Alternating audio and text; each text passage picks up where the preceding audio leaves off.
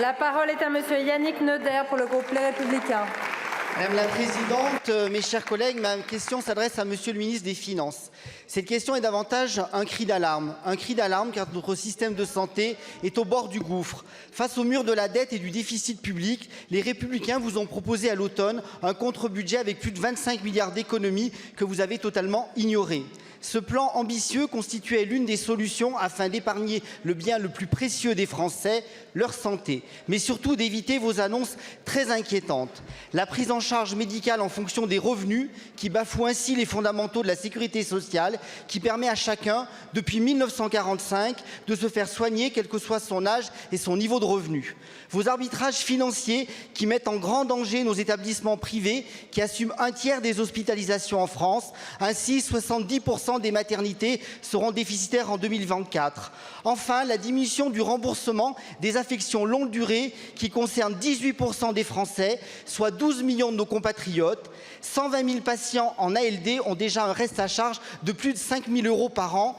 Monsieur le ministre, enfin, vos mesures, c'est du court terme qui masque l'absence de réforme de fond. Pour quel résultat ? 58% des Français considèrent que le système de santé en France fonctionne mal. Et plus grave, 63% des Français ont déjà renoncé à au moins un acte de soin au cours de ces 5 dernières années. Alors, Monsieur le ministre, je vous le demande, je vous pose la question, est-ce que la santé des Français est la variable d'ajustement du déficit de l'État ? Je vous remercie. La parole est à monsieur Frédéric Valletoux, ministre de la Santé et de la Prévention.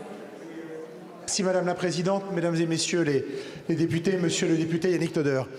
Vous êtes trop fin connaisseur de ce sujet et du système de santé pour allonger autant d'approximations et surtout parfois de vérités qui cachent aussi d'autres réalités. Les autres réalités, c'est que l'ONDAM, les dépenses de santé consacrées par cette majorité au système de santé ont augmenté de 60 milliards depuis 2017, plus 60 milliards pour atteindre cette année 255 milliards. L'effort est constant d'accompagnement du système de santé.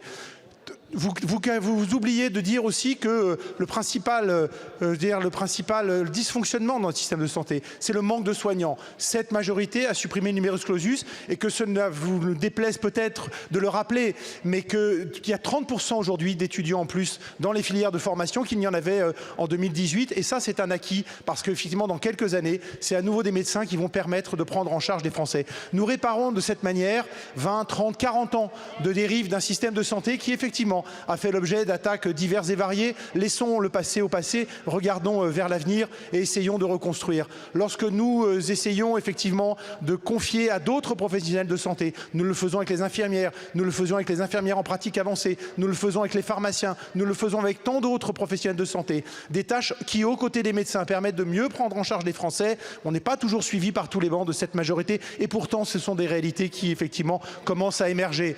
Et donc finalement, ce n'est pas du tout ce système que vous décrivez, c'est aussi un système qui renaît, qui est en train de redémarrer et sur lequel effectivement il faut fonder non pas des espoirs et pas toujours voir le verre à moitié vide, il faut aussi regarder ce qui aujourd'hui fonctionne mieux dans notre système de santé. Je vous remercie, monsieur le ministre. Monsieur le député.